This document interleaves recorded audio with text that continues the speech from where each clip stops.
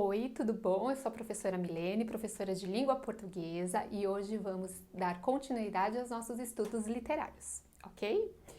Bom, vamos falar um pouquinho agora, começar a introduzir, né, o que nós vamos chamar de vanguardas europeias, tá?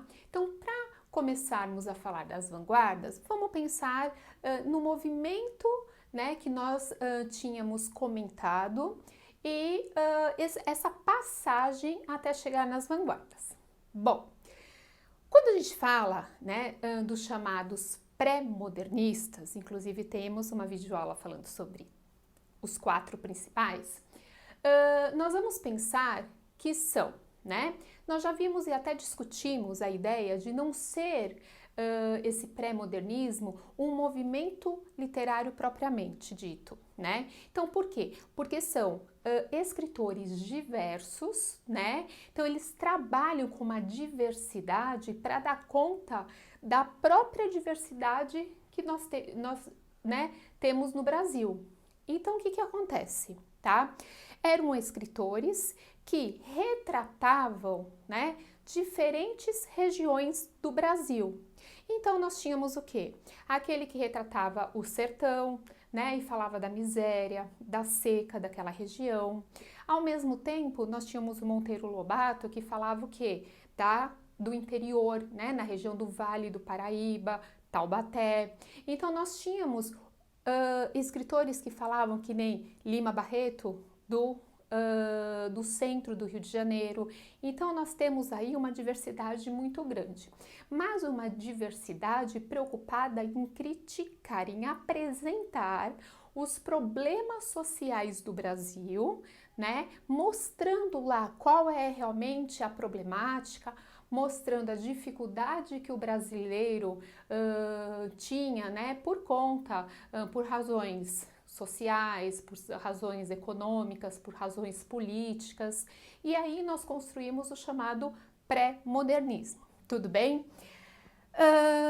Quando a gente fala em vanguardas europeias, nós estamos falando numa continuidade desse pré-modernismo, tá?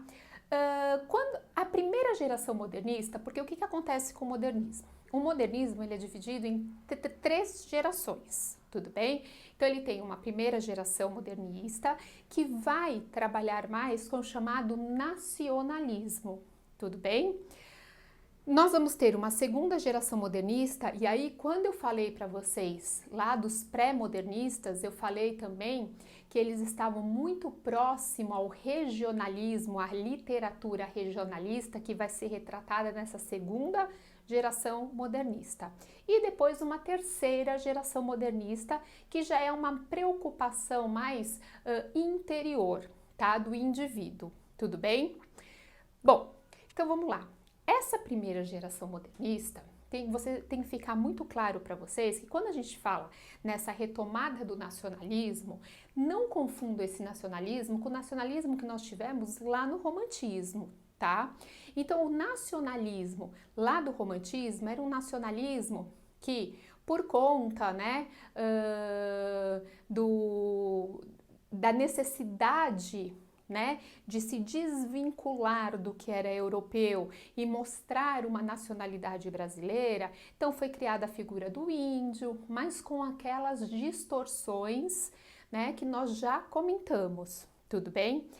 Aqui, que nacionalismo que é esse? Então, esse nacionalismo, quando a gente vai falar no início do século XX, é um nacionalismo que ele vai sim exaltar a pátria, mas ele já vai mostrar uma consciência crítica desse passado, na verdade, que foi um passado de submissão. Então, as coisas foram andando de tal maneira que agora esse nacionalismo mostrar o país já vem com uma crítica embutida. Nós fomos submissos, né? Nós tivemos um processo de aculturação, que é um processo que foi desleal. Então já vem uma crítica embutida. Por isso que a gente fala que essa primeira geração modernista, ela vai trabalhar muito com humor, com a ironia, né? Então ela apresenta e ela mostra, fala, ó, mas aqui tinha um problema.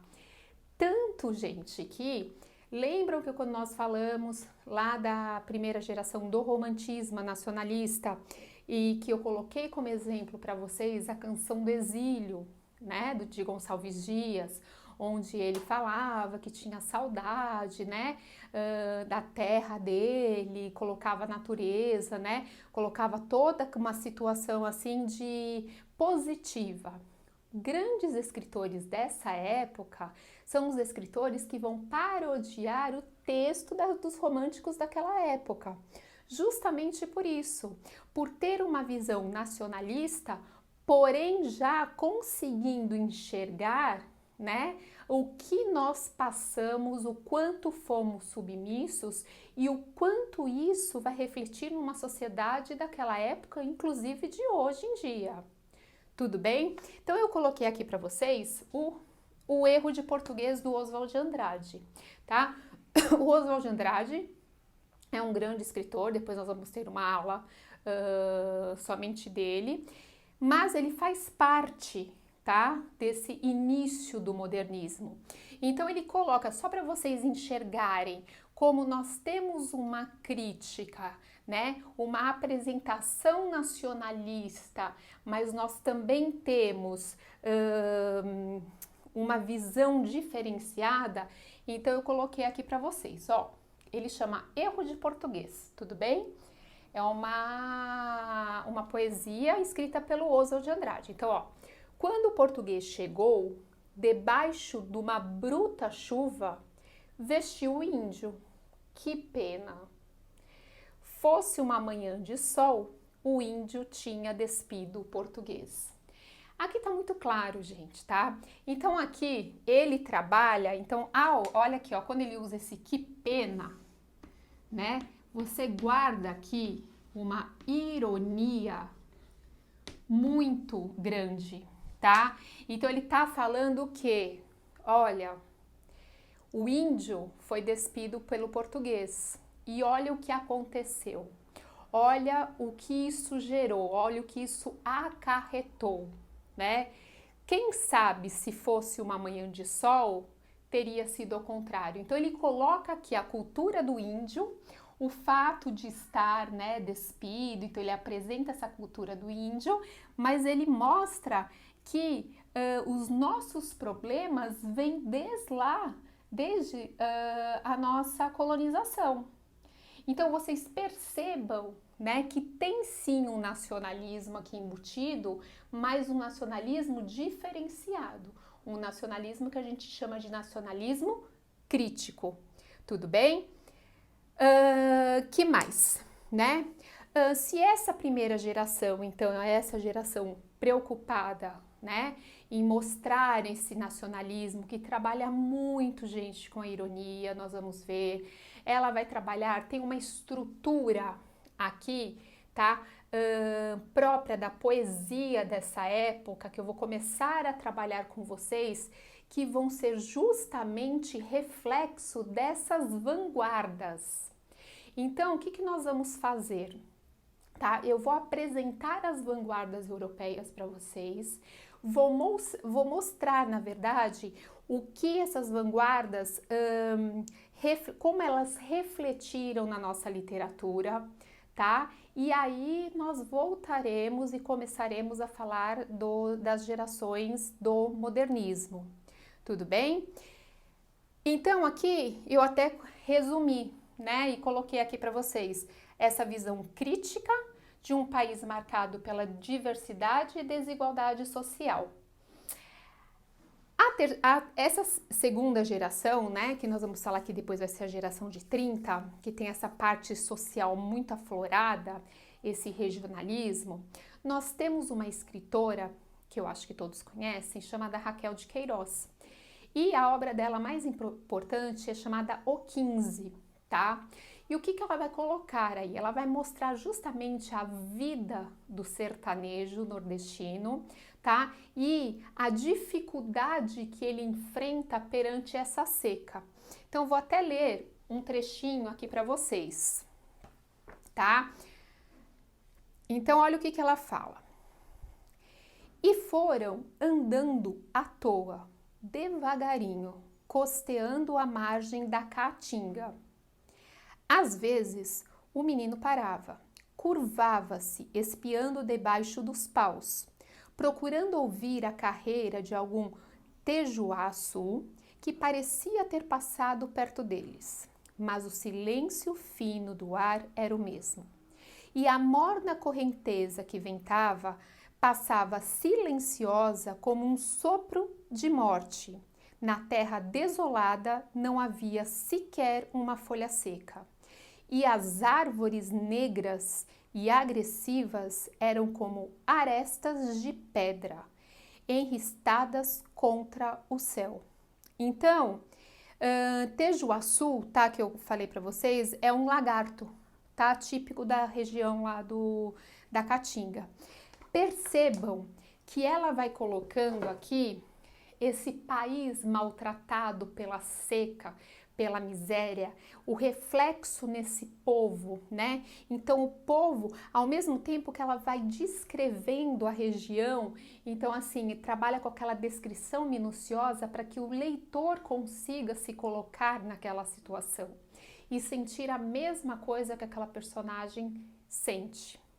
Tudo bem? Percebam como vem aí, né, de uma, como a gente diz, de um fio aí norteador dos chamados pré-modernistas, né? Então essa crítica ela vai vir nesse momento, tudo bem? Ao mesmo tempo que o nacionalismo, né, vai vir da primeira geração romântica, porém com essa visão diferenciada. Até aqui tudo bem? Então, um tempinho, tirem um print da tela e a gente já continua. Vamos lá.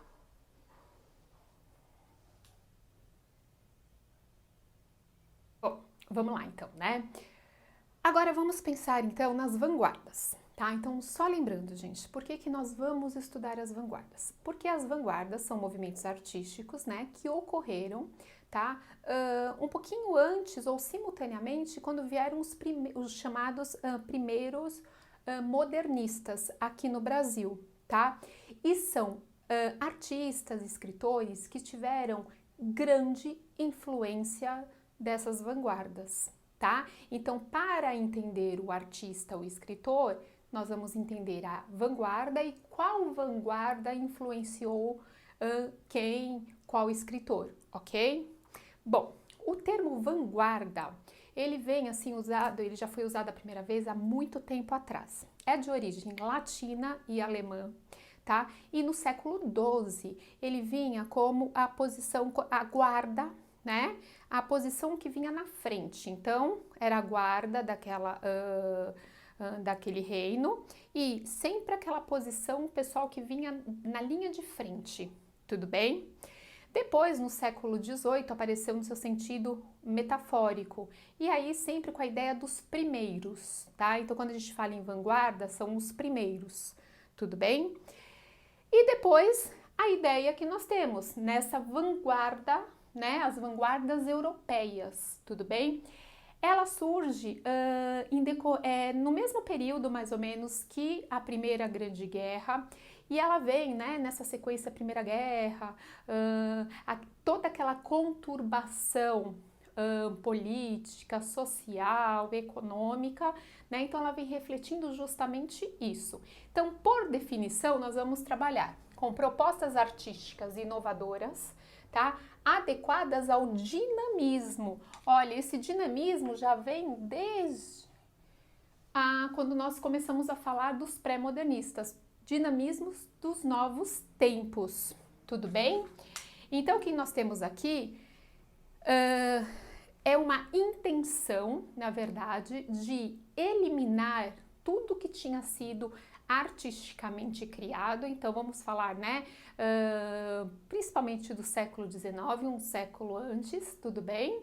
E essa intenção de não mostrar mais o que era uma arte figurativa. O que é a arte figurativa? É aquela, quando a gente trabalha com figuras, a gente trabalha, nós conseguimos, né, visualizar algo e formar uma figura. Lembrando que tudo que é figura tem a ver com o que a gente chama de substantivo concreto, tudo bem? Aqui ele quer romper com isso, então ele quer dar a ideia de uma arte abstrata. Então, quando a gente fala em arte abstrata, em substantivo abstrato, é aquele que não tem uma forma definida para caracterizá-lo, tudo bem? Bom, o que nós temos? Quando essas vanguardas aparecem, elas aparecem através dos chamados manifestos, tá?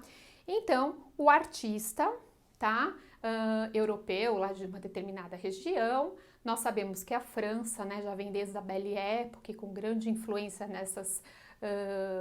nessas contribuições inovadoras, né? Inclusive, existia na França os cafés culturais, em que esses artistas se reuniam e discutiam, tá? Então, eles publicam manifestos. Onde que esses manifestos são publicados? Meio de comunicação? No jornal, tudo bem? Eles publicam e apresentam essa nova proposta artística. E aí surgiram as vanguardas, são os ismos, que eu acho que vocês já ouviram, que eu coloquei aqui para vocês. Cubismo, futurismo, surrealismo, dadaísmo, expressionismo, essas que são as vanguardas europeias, tudo bem? Então, como tudo começou? Primeiro foi com um manifesto futurista, tá? Então, nós vamos começar com esse manifesto futurista aqui do futurismo, feito pelo Filippo Tommaso Marinetti. Olha a data, 1909, tá? Então, ele apresentava essa nova proposta, foi publicado num jornal chamado Le Figaro, tá? E acabou, né, tendo uma repercussão, assim, absurda. Por quê, gente? Tudo que é novo, tudo que vai contra aquilo, né, que já existe, aquele modelo, aquele padrão, ele causa um certo estranhamento, tudo bem? Vou ler para vocês um trechinho desse manifesto do futurismo, então escrito por Filippo Marinetti, tudo bem? Ele fala assim, ó,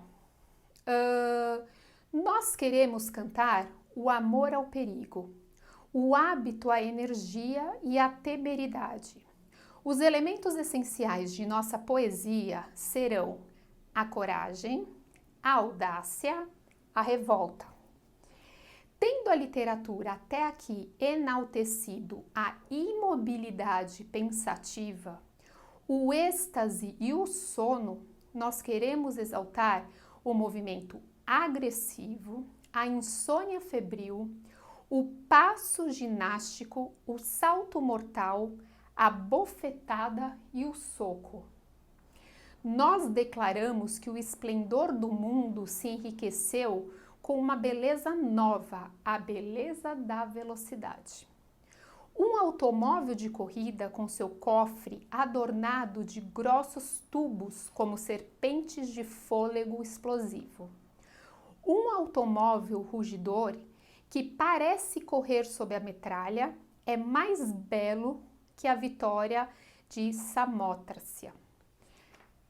Gente, o que acontece aqui? Vocês percebem que logo no comecinho ele fala, nós queremos sim o perigo, nós queremos sim, né, a energia, ter a temeridade, tá? Nós queremos, na verdade, mostrar o reflexo do que é hoje, dessa velocidade, do automóvel, da luz, né, da eletricidade que surgiu. Então, nós queremos mostrar tudo isso, esse dinamismo todo, que anteriormente não era assim.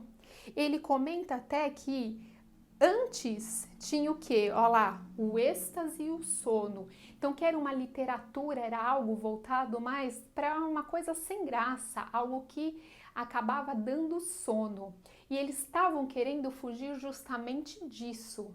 Então, dentro desse panorama político, econômico, social, mostrar e refletir a arte de uma maneira totalmente diferenciada. Estão vendo? Tá? Outra marca fundamental aqui para esse início foi As Senhoras de Avignon, do Pablo Picasso, 1907. Aí nós já temos uma obra de arte, vou colocar aqui para vocês, tá? Então, o que que nós vemos aqui? Então, olha, imaginem essa obra de arte, tá? E nós temos aqui, na verdade, 5 mulheres, acho que vocês conseguem ver. Lógico, quando a gente fala de Picasso, nós vamos ver que ele faz parte da vanguarda cubista, então ele vai trabalhar com essas formas geométricas e a gente percebe, né, no corpo, né, na formação, o rosto dessas mulheres, tá? Então são 5 mulheres nuas que exibem os corpos e rostos definidos por formas geométricas. A deformação da observadora é a impressão de que foram talhadas a golpes de machado. Os braços, olha os braços, gente, distorcidos, né, disformes. Esses cotovelos, olha como eles são pontiagudos, acentuando os ângulos. Corpo e cabeça mostram simultaneamente o rosto e as costas, tá? Em uma impossibilidade física, que de fato isso, né, é aquela ideia do temático que não dá pra gente pensar dessa maneira. Na verdade, com essa obra, Picasso ele destrói o mito da beleza feminina, ao mesmo tempo que alude à diversidade étnica, deixando evidente no rosto a inspiração das máscaras africanas. Então, vocês conseguem perceber, né, e visualizar o que foi importante, o que chocou a sociedade, o que impactou a sociedade? Tudo bem? Mais um momentinho para vocês tirarem um print e ainda nessa aula nós vamos falar de uma das vanguardas europeias.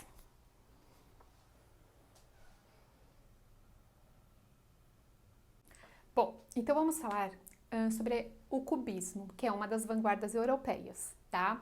E nós podemos trazer já, tá aí fresquinho, as Senhoras d'Avignon, né, que é do Picasso. O principal representante aqui que nós temos é o Picasso, Pablo Picasso, ok? Então, o que que nós vemos, né? O que nós conseguimos tirar de características desse movimento? Essas formas geométricas, tudo bem? Sempre pensando que a vanguarda, ela é contra ao que é temático, né? E ele fica preso ao que é abstrato. Então, você vê sempre aquela simultaneidade, né? Então, daquelas mulheres, né? Terem uma parte em cima da outra, então uma hora você não, né? Saber se é uma parte do corpo, se é a outra parte, todas em formas, né?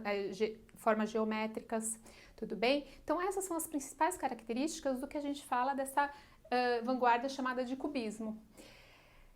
Embora nós tenhamos o Picasso, né, como maior representante, quem publicou o manifesto, lembra que eu falei para vocês que essa vanguarda vem sempre com a publicação de um manifesto?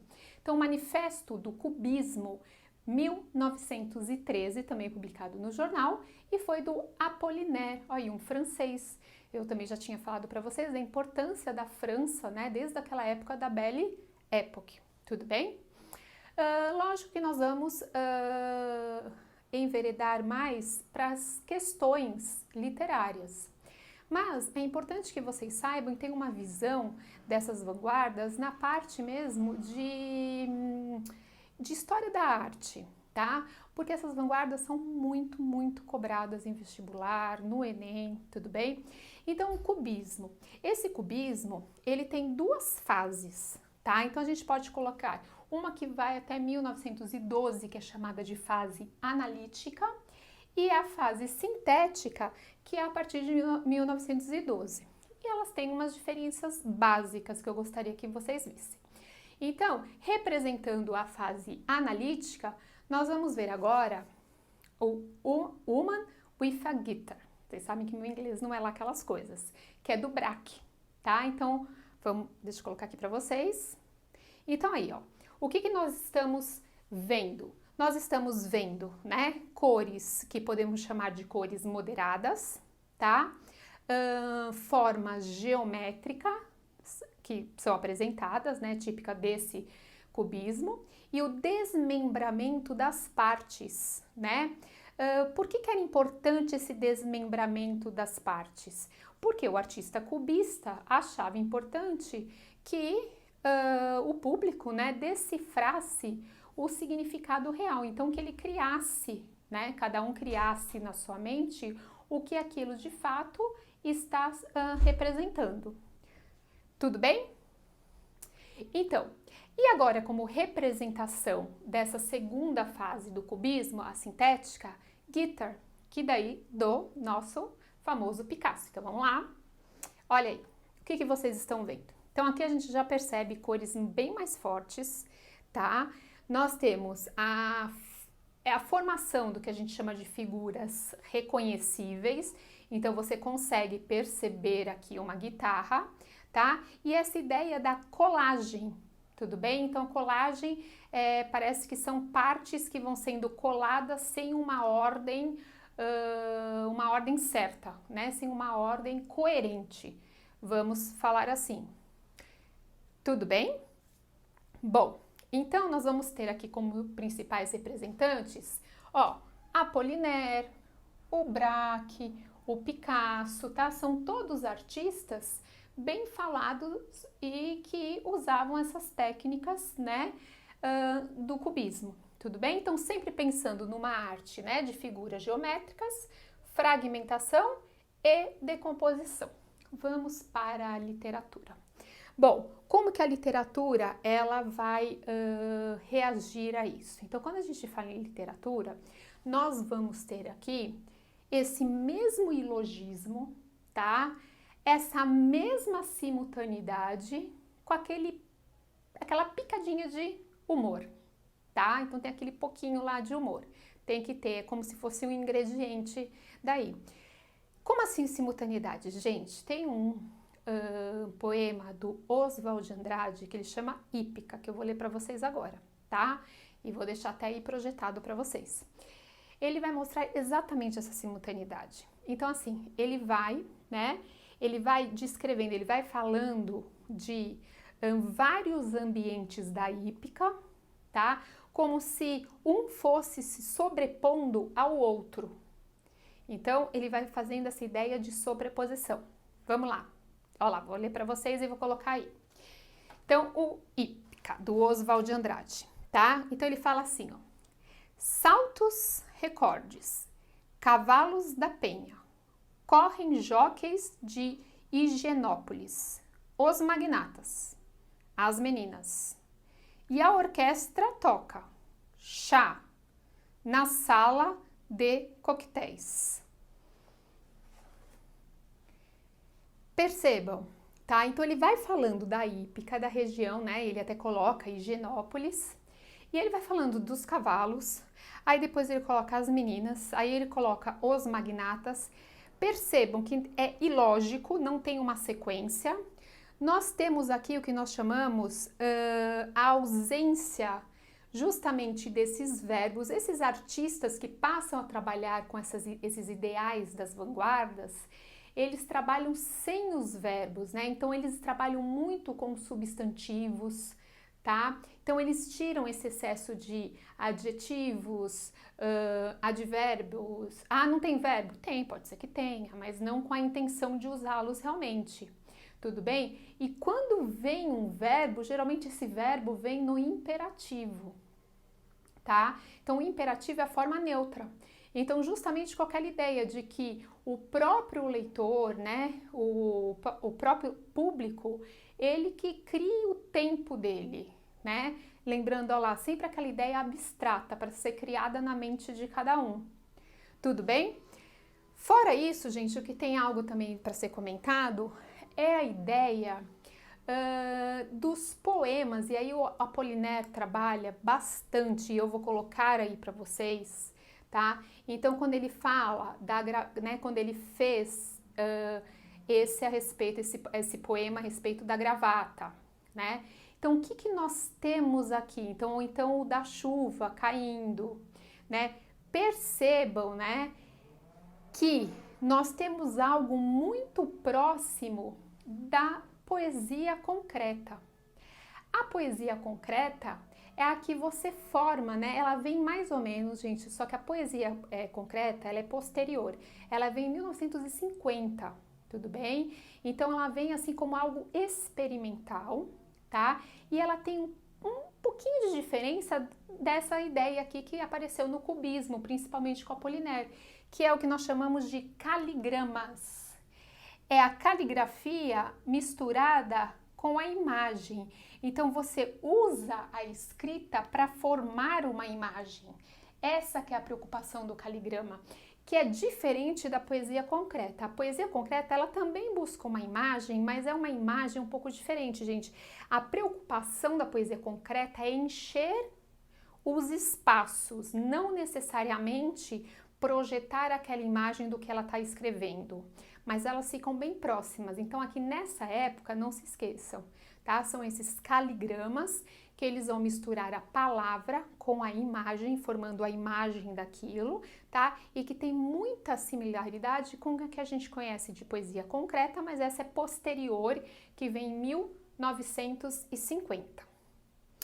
Tudo bem? Deu para vocês entenderem até aqui?